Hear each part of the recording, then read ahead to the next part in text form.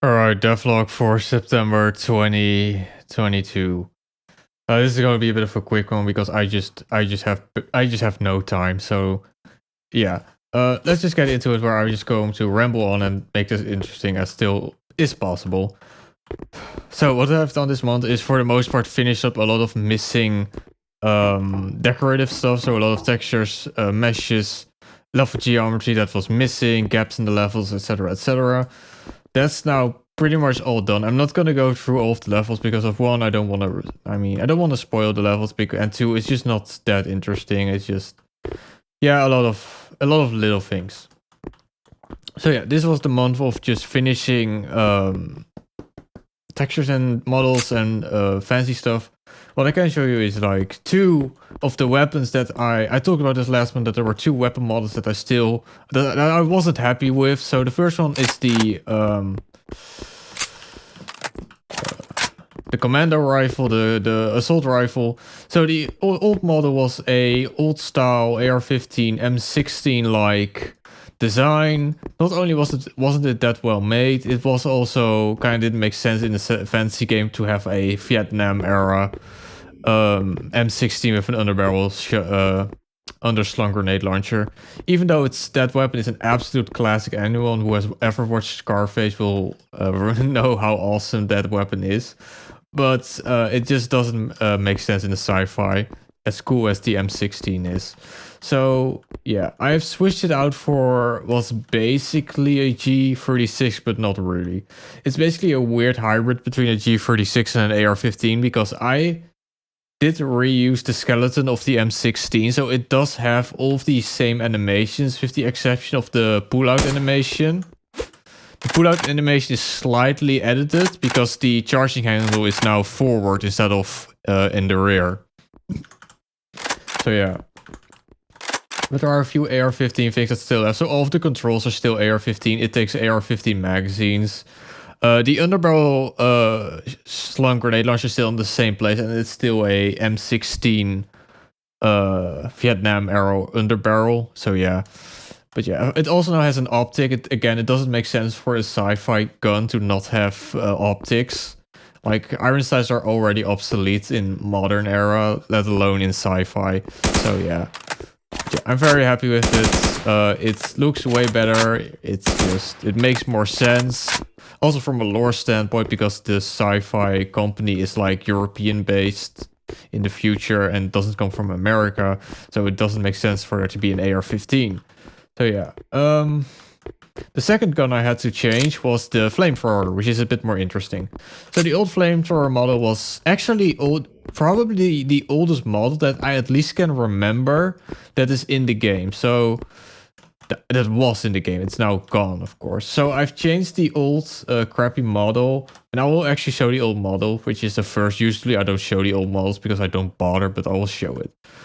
Yeah, so it's now a sci-fi design instead of the weird just like fuel nozzle design from before. One of the major things is that it actually has a very cool weight. So the flamethrower has two fire modes: flamethrower and then cannon. And for the cannon, it now switches barrel. So it has two barrels stacked on top of each other, and it basically swaps out the barrel when you switch fire mode, which is very cool. It's a lot more interesting than the old handle change that I had on the old one.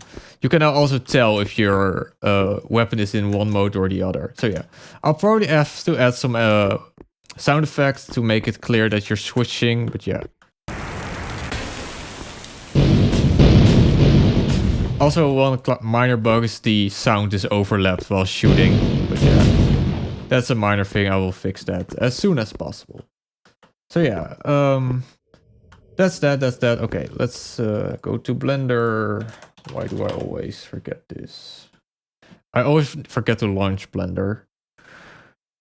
Blender. Yeah. Okay, so this is the new model. Yeah, here's the animation. I'll just hide the body, and yeah, so this was the old model. I don't think I have textures loaded. No, I don't. Okay, so yeah, this was the old model. I actually based it on the Team Fortress 2 flamethrower, but again, doesn't make sense. It's too old-fashioned.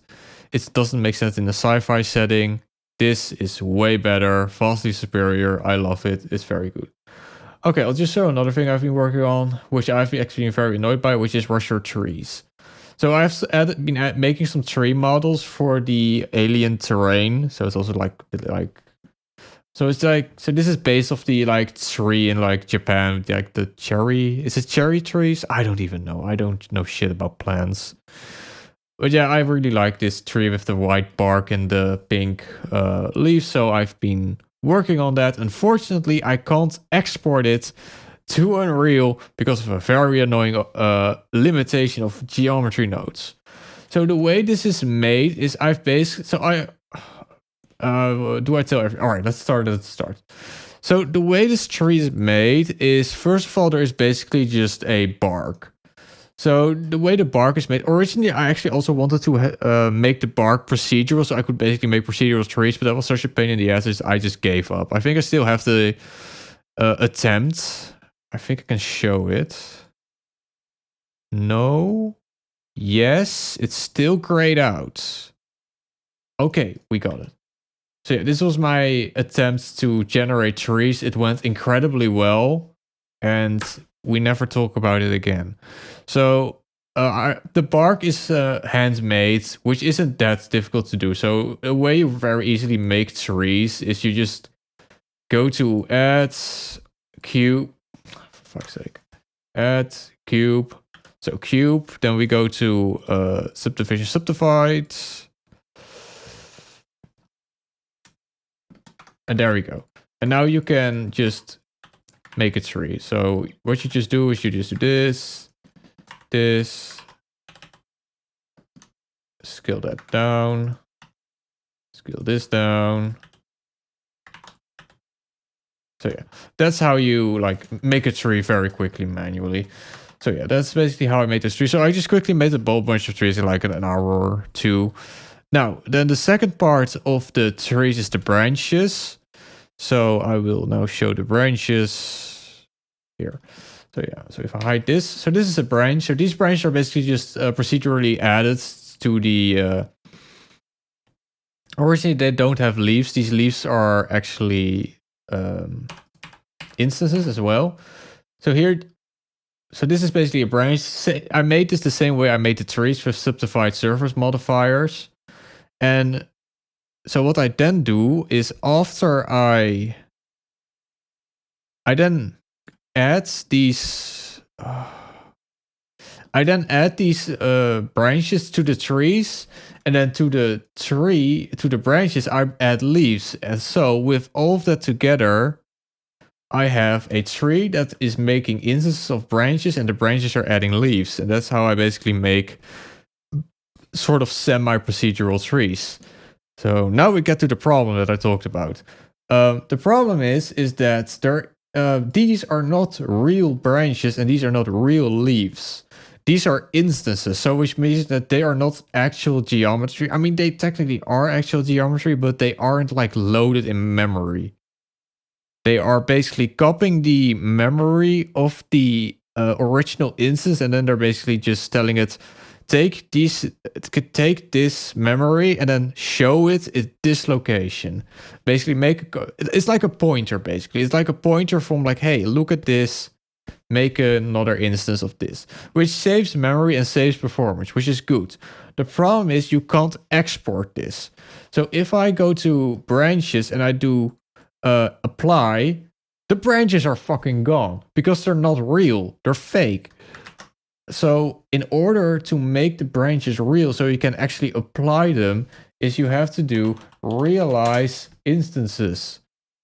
And then they are real. And then if I apply, they actually get applied and they become actual geometry. Here's the problem. Geometry nodes right now, and I've already checked, the latest edition also doesn't have it. They destroy the UVs. So the UVs the UV map is basically how the textures map. And the moment I realize the instances, the texture map is gone. And I can't fix that afterwards. So Same goes for the leaves. The leaves disappear because the UV breaks. So because I can't realize these instances, I can't export this tree the way it is into Unreal because I have to make the instances real first before I can export. So yeah, that's something I have to figure out how to. I mean, what does work is do this: make instances real, but that's problems. So yeah, but that's something I still need to fix. So oh my god, I'm already at 12 minutes. Are you joking? No, wait, I started at 2. Okay, well, let's wrap this up. It's already. Why does this always take so much longer than I think? It's ridiculous. Okay, let's talk about the things that still need to be done. So I am. Okay, so all that remains is gameplay. Gameplay is all that basically remains. I'm happy with the levels. I mean, I'm not happy with the levels, but I can't put any more time in like levels. I just have to get this done for my own sake. Like, I really had a moment this month where I just felt like to give up. But I won't give up. Like, I actually started on the flamethrower last weekend and I actually had a lot of fun again. Like, I kind of lost my fun, but then the fun came back when I started working on the flamethrower. I just need to work on more fun stuff, and I realized that working on level geometry is probably my least favorite thing to do. It's like working on levels is just so boring. I prefer to work on games, prefer to work on weapons, on enemies. That's just the things that keep me going. So what I will do is I will just playtest basically. That's what's basically remaining. Oh shit! I still need to do the fucking elevators. No. I forgot the elevators. Okay, well, the elevators will also be part-time, I guess, from this month.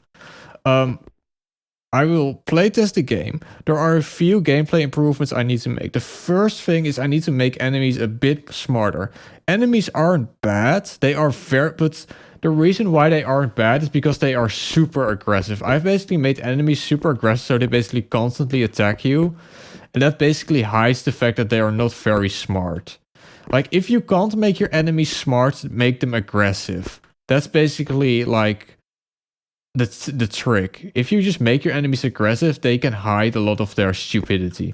But yeah, what I need to do is I need to make enemies better at flanking. So, if you are, like, standing here, and an enemy is standing here, what I want is that if there are multiple enemies, one enemy should move to the right, and one enemy should move to the left, and they should basically, like, enemies should try and stay away from each other. Like, the problem is that enemies tend to clump up a lot, and I need to really prevent that. So yeah. I'm also gonna fix the recoil patterns. The recoil patterns are really unmanageable. You can see it with the machine gun. And while it is a point that the recoil should be unmanageable, right now it's too much. And it's just not just a question of like reducing. It's like the problem is it's just very unintuitive. Like, you should always know, like, even in the middle of a burst, where your bullets are going. But right now, because of the way I do recoil is a little bit random in which direction the gun goes. In CSGO, there's always this like sense of you know where the gun is going to go. Even if you're in like high recoil, you still know where it's going to go. And I just don't have that with my recoil, so I need to look into that. A few other. What's the other main gameplay thing? Oh yeah, making sure enemies don't get stuck. Like, enemies get stuck a lot, so that needs to be fixed as well. So yeah, I'm just gonna be, I need to go. I'm just gonna playtest the game, that's it, and I'm just gonna see what's the problem. I'm gonna fix the final gameplay thing. I'm gonna just absolutely perfect the gameplay. That's just the most important thing. And after I've perfected the gameplay, made sure it doesn't crash, I'm probably going to still have to do a performance run to see if I can get some good performance gains from some areas. And then I can release it, hopefully. I'm not gonna say dates at this point. I've sold dates so far. I'm happy.